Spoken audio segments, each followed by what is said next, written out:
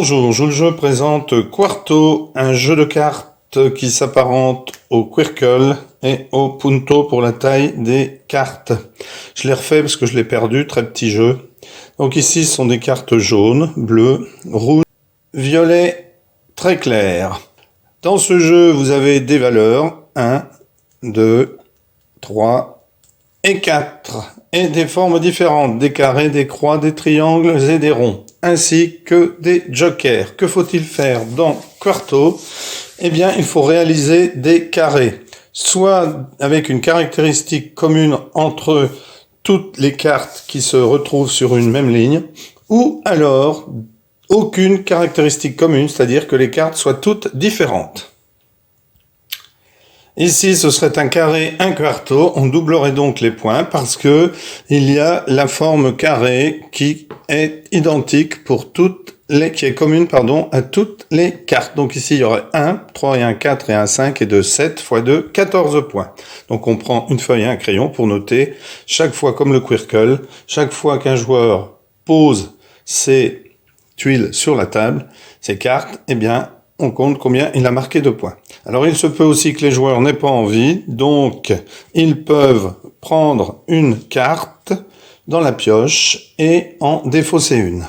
Donc voici des exemples de Quarto qui vous rapporteraient donc le double de points. Donc ici, un joker qui remplace n'importe quelle valeur, n'importe quelle couleur, n'importe quelle forme. Ici, la même couleur. Ici, la même forme, carré. Ici, 3, 3, 3, 3. Et ici, aucune caractéristique commune entre les 4 cartes. Donc, c'est un quarto aussi. Car dans le quarto, on autorise le fait qu'il puisse y avoir dans une ligne aucune caractéristique commune. Donc, au départ du jeu, une carte va être posée au milieu de la table. Chaque joueur va se voir attribuer 4 cartes. Donc imaginons que ce joueur-là est dans son jeu ces 4 cartes-là.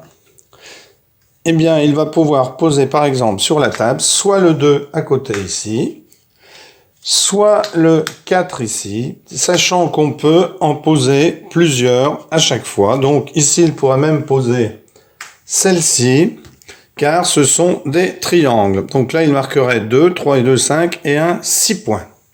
Pas de quarto réalisé, car pour réaliser un quarto, il faut 4 cartes. Donc un autre joueur ensuite jouerait et rajouterait cette carte-là. Ici, il réaliserait un quarto et il poserait celle-ci, puisqu'il aurait posé ces deux-là.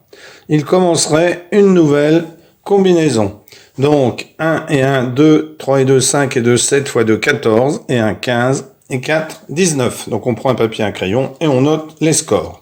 Un autre joueur pourrait très bien jouer ensuite un carré rouge, quelle que soit la valeur. Donc il marquerait ici 4 et 3, 7 points. Et ici, il aurait le droit de la mettre parce qu'elles sont totalement différentes. Ni la même couleur, ni la même forme, ni le même nombre. Donc il marquerait 4 et 3, 7. 7 et 3, 10 et 1, 11.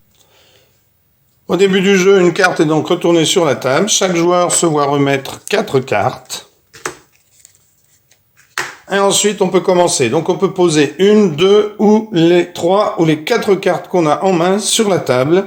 Bien entendu, on ne peut pas les poser de manière à ce qu'il y en ait une à un endroit, une à un autre, une qui complète un autre. Ensuite, une ligne ici. La ligne de 4 ne peut pas être allongée, elle doit rester. On n'a pas le droit de dépasser 4 pour les lignes ou les colonnes.